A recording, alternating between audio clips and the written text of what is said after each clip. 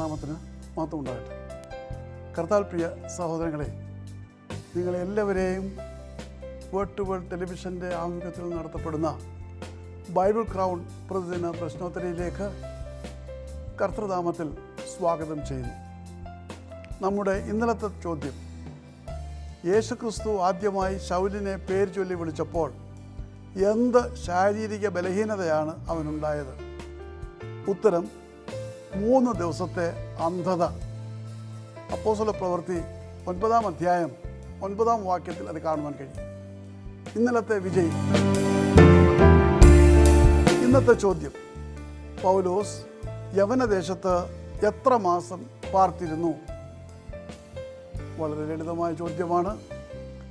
പൗലോസ് യവനദേശത്ത് എത്ര മാസം പാർത്തിരുന്നു?